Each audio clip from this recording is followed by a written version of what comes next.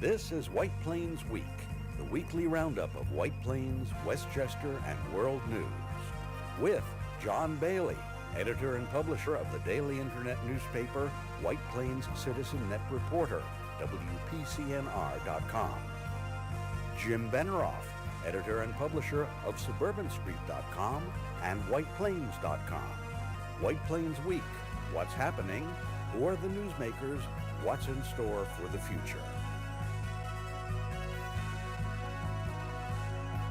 The views and opinions expressed on this program are solely those of the participants. White Plains Week is presented on Optimum Cable Channel 76, Verizon Fios Channel 45, and on the internet at whiteplainsweek.com, youtube.com, and wpcommunitymedia.org. Now, White Plains Week. Good evening, Mr. and Mrs. White Plains, Westchester, and the world. This is the old Citizen Ed Reporter here with you. And here are the headlines for the White Plains Week of February 14th, 2020, Valentine's Day. Be sure and remember your Valentine. Flash. Appellate Court in Brooklyn gives green light for Gedney Association appeal of French-American School of the New York Complex, approval to be heard. Council of Neighborhood Associations takes up the September White Plains decision to condemn 13 properties on West Post Road via eminent domain. Property owner Gabe Arango says, Mr. and Mrs. White Plains, your property could be next. Lieutenant Governor Kathy Hochul visits White Plains and announces the pink tax legislation that will equalize prices on same products priced higher for women than men. Drew Greenwald of Grid Properties explains why the boulevard on West Post Road is in delay. Developer tells it, I think, like it is. As construction continues in White Plains, creative parking methods are being pursued to park on residential streets with motorists parking free for the day. And obvious potential bottlenecks that exist now must be addressed by the city when certain buildings open. The Department of Health announces only 1/10 of the county population got free flu shots at the health department's facilities. However, many may have gotten them privately. However, it is good that 1/10 of them did through the county. Now, let's go to the video newsreel March of Time for February the 14th. And that is a picture of the Appellate Court of the State of New York, 2nd Department in Brooklyn, New York, USA. And that's where a decision was handed down on Tuesday evening late, which decreed that the Gedney Association appeal of the city's French-American School of New York decision can be heard. And if we can go to the next slide, please. Yes, there we are. And there is the decision. And it is a... and the man who is in the lower right there is Dan Seidel, who with Claudia Jaffe, prepared pro bono the appeal for the Gedney Association. And the appeal will be heard if Mr. Seidel delivers certain documents that were left out of his appeal because he felt that they were all part of the court record, which goes with the case. But, however, he has agreed that he will get them in by March the 9th. The decision also threw out the White Plains Common Council protest on the appeal because the city did not include it on the electronic submission, and because they were late with it. They did not do that, so that's out However, they did uphold the French-American School of New York's contention that Mr. Seidel had to supply all the documents that he refers to. So once again, this is like a paper chase delay. It has taken, this was originally appealed in 2018, and now, now, my friends, it is almost a year and a half later that the decision on this to go ahead with reviewing the appeal is coming down. And also the French-American School of New York and the City of White Plains have had opportunity to get their briefs in response to it by April the 9th.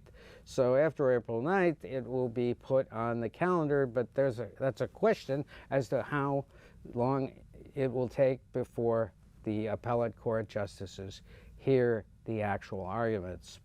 So it looks like it will be with us for a while. This is, for the record, the 10th year that French-American School of New York project has been dragging on with no decision. And of course, you know that they had planned to build a complex on the Ridgeway Country Club property. That was disputed by the Gedney Association, and now they have apparently put the entire property up for sale, and there are rumors to the effect that they may already have a buyer, but we don't know because nobody is telling us whether it's still for sale or not. But that's the whole problem. Why are they being so secretive?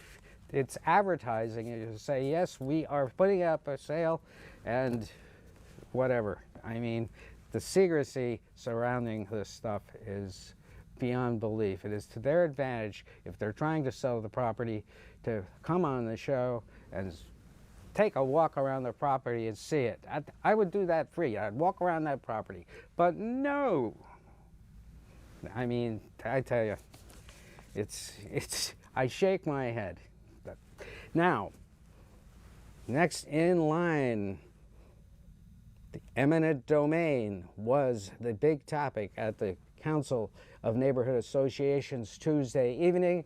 The area that the city is considering condemning is the area on the diagram in the upper left-hand corner. That is West Post Road, all the way up to the former Shoals property, and it involves 13 properties, and one of the owners of those properties is Gabe Rango, who is a guest in the lower left-hand corner, who is a guest of the association, who spoke at length at the problems that the property owners are facing and what he felt were the problems with it. Let's hear Mr. Rango.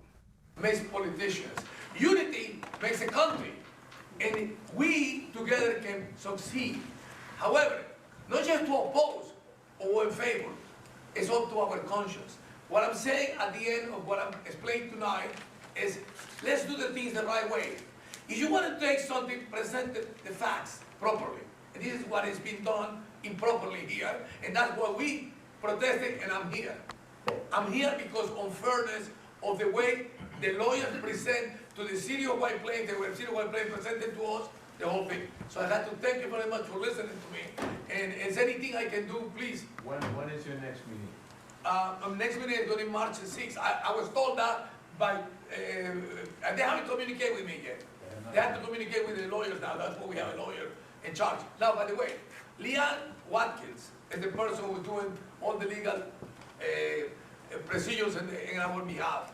Now, it's not only my money, but it's everybody else's money. So therefore, we hope, again, I'm going to repeat something I said at the beginning. Progress is here.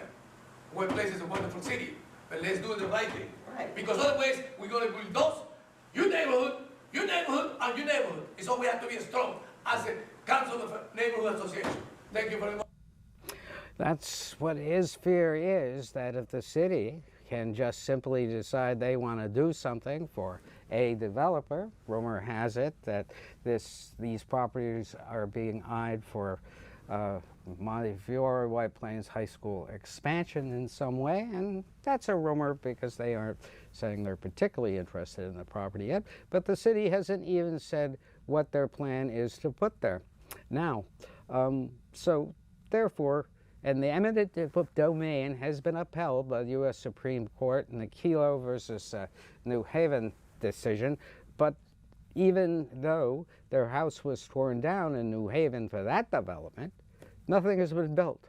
Nothing has been built. And let me tell you, when you look at the pace of development that is going on in approved projects in the city due to things we'll hear about later, it really worries me that if they floor that property on the west side of Post Road, just think, how long is it going to be rubble?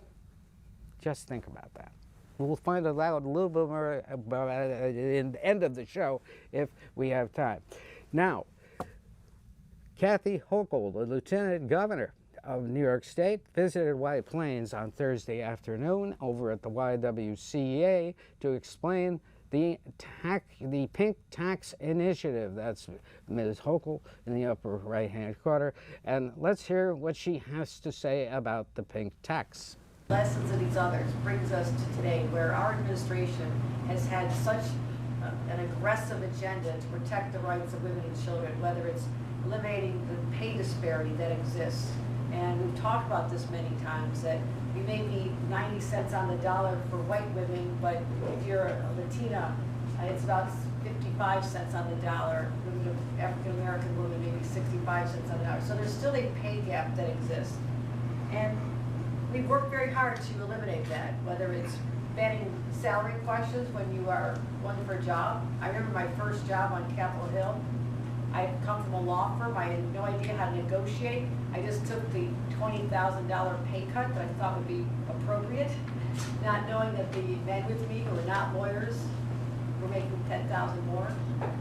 I didn't know this, and things like that can haunt a young woman through her life, because the next job they say, oh, what are you making? Well, I'll give you a couple more than that. And you can stay behind over a lifetime and literally lose hundreds of thousands of dollars when it comes to your retirement time. Also, our fight for reproductive health. Many of you in this room are at our side as we codified Roe v. Wade just a year ago. Our paid family leave program, the most generous paid family leave program in America today, because we stood up and says that parents should be able to have time, precious time with their newborn or adopted child at the beginning of life, or at the other end of life spectrum, be there with your aged parents or grandparents when they need to hold their hand as they take their last breath. That's what we do. We value families. We value and champion women because it's in our DNA. So when we see something that stares us down and calls out for change, we step up, and hopefully with a nation-leading initiative, we are eliminating the pink tax. Now let me tell you what the pink tax is. And then afterwards, I had an opportunity to ask her several questions about how this is going to be enforced and what was lying ahead.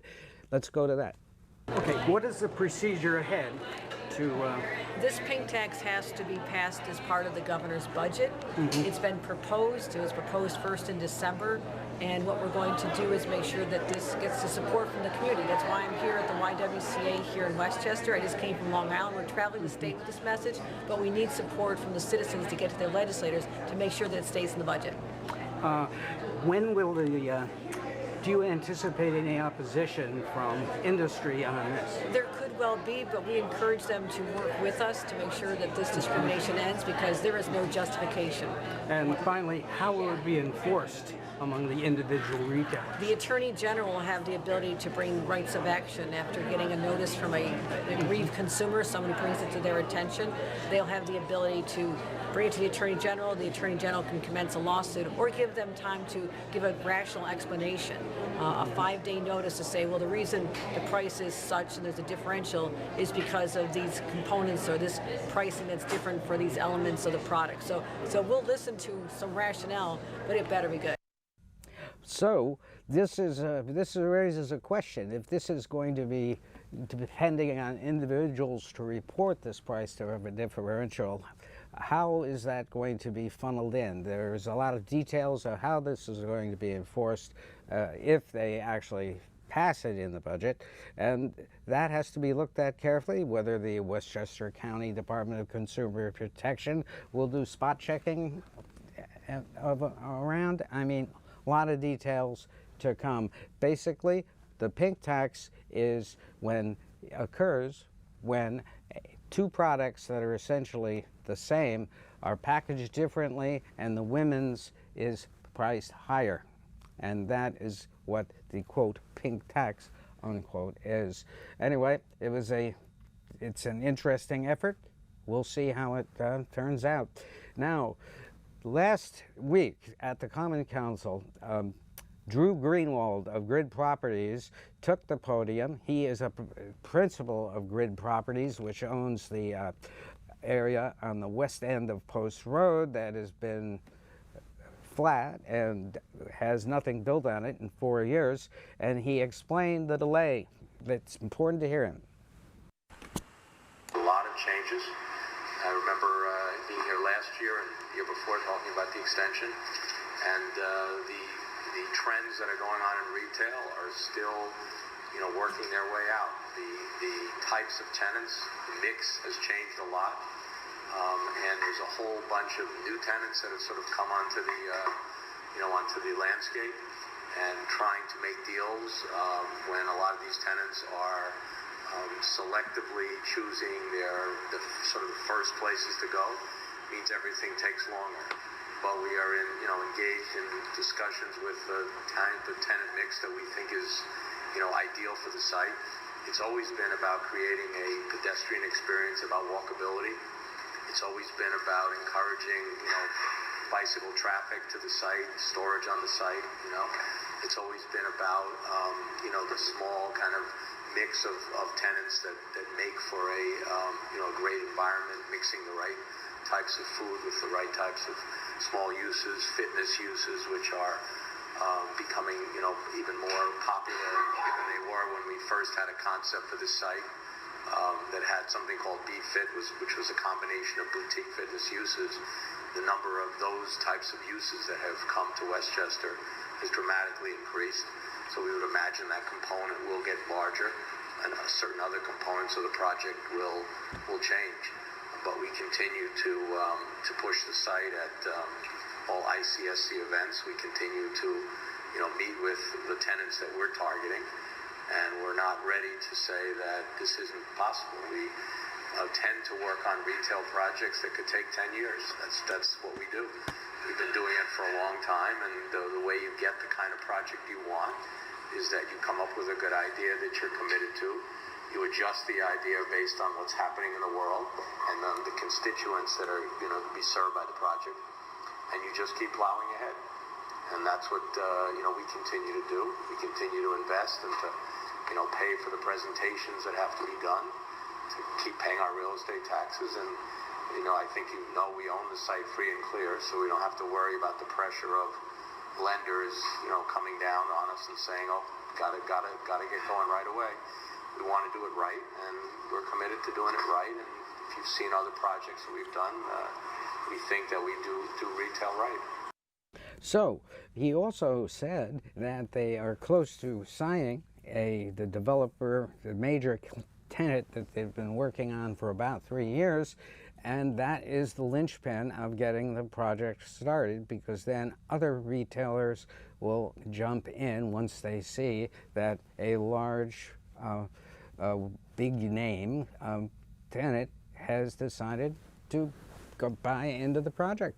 So we will see, and they say they are not, as you got that, have no intention of selling a project, of selling the property or the site plan, but they did say they would be willing to talk to White Plains Hospital, but they aren't really, it appears, thinking that way.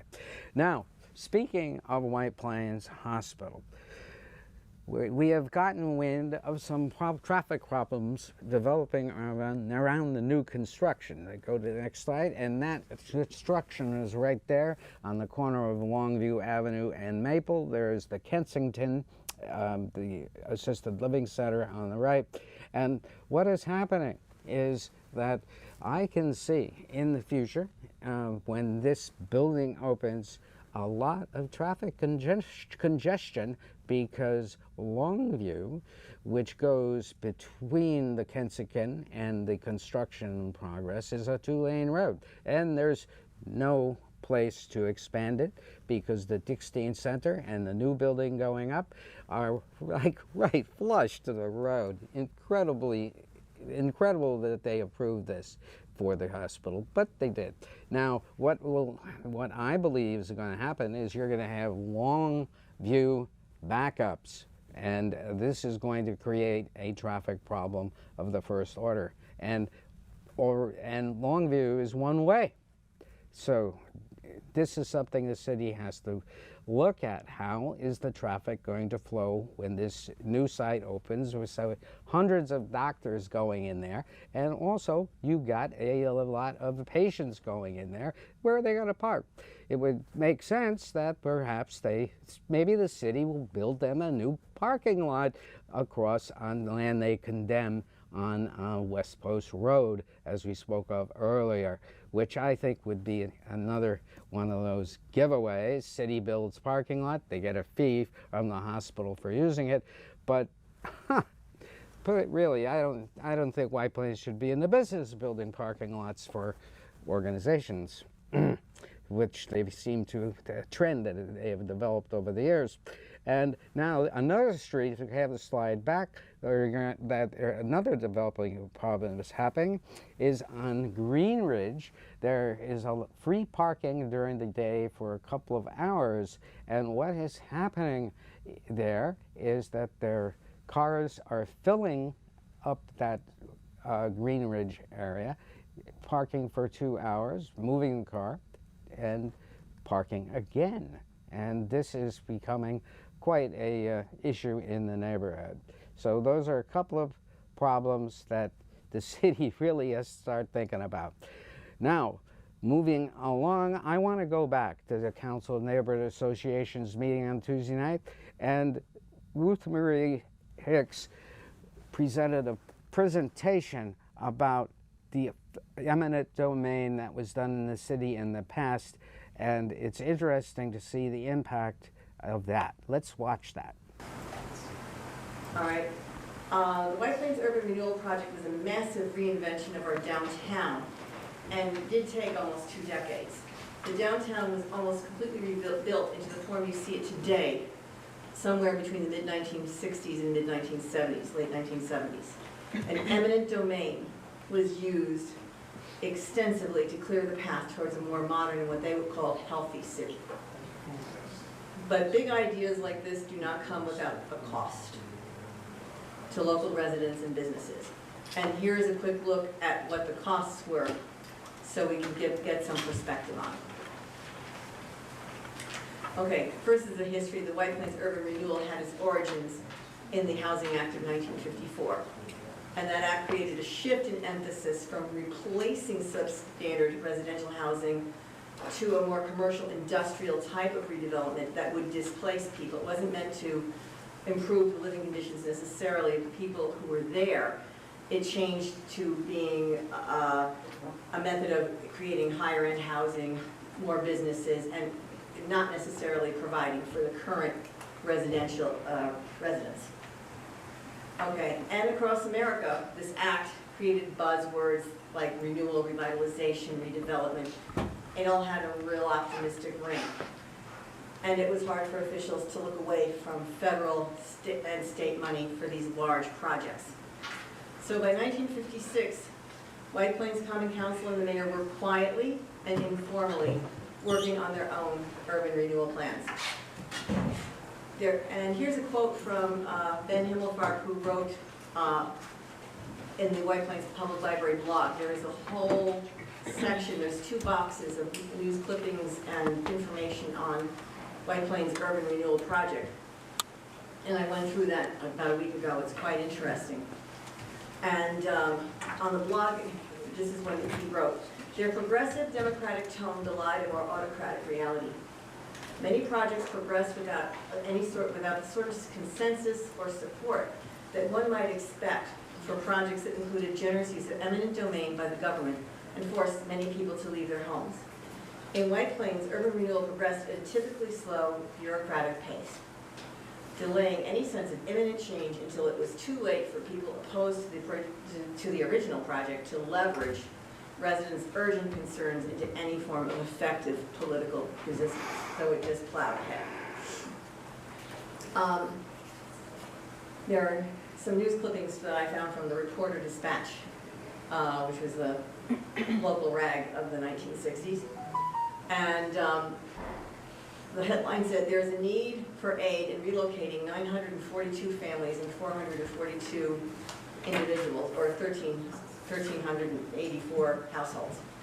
Mayor Richard S. Hendy has solicited the assistance of the city's civic businesses and religious leaders, and the mayor has pointed out that many of those that will be displaced are lifelong residents. We don't want to lose them. We value their participation in civic affairs as good citizens."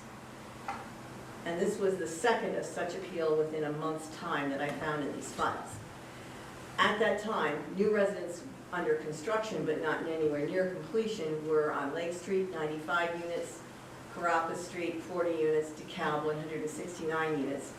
And so if you do the math, that's a shortfall of well over 1,000 units.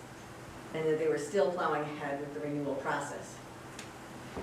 And it said in the article, there is a conspicuous absence of even planned middle-class housing on the city's immediate horizon, despite the fact that the original Elizabeth Wood report issued in October 1965 showed 400 families to be relocated deemed eligible for middle-class housing. And then the report went on to say that over 300 families have relocated to the private market, and 300 families have been relocated, with 200 of them being to the private market. But the take-home message here is that there was a ton of dislocation, people just being ripped from their homes with really no place to go or needing extreme help. And the city was just ill-prepared, despite any good intentions, to take this on in the manner that it arose. In 1967, they also, in the July, they started talking about 624 business firms need to be relocated. The plight of small businesses who must relocate from the central renewal area is critical, but there are several hopeful signs, according to a report last night by John Greskos of the Citizens Advisory Committee. Well, initially, 748 small businesses had to be relocated. Think about that. That's a lot of businesses, particularly back in the time when the area was less dense. Okay.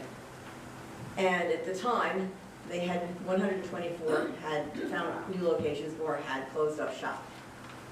48 within the city, 24 outside of White Plains, and 55 had closed their doors. But leaving. So, that tells you a lot about how the old urban eminent domain and urban renewal worked out. And a very interesting look back, don't you think? Now, one final item. The health department told me they had vaccinated 20 people on January 14th and another 15 on January 23rd for free flu shots, and altogether the department has vaccinated 1,450 people this flu season. Thank you for that. John Bailey, good night for White Plains Week.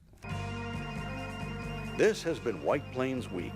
News and commentary about White Plains, Westchester, and the world. The views and opinions expressed on this program were solely those of the participants.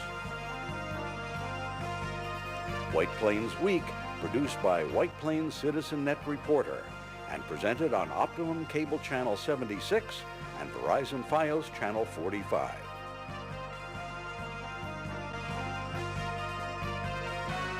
You may view White Plains Week anytime on the internet at whiteplainsweek.com, youtube.com, and wpcommunitymedia.org.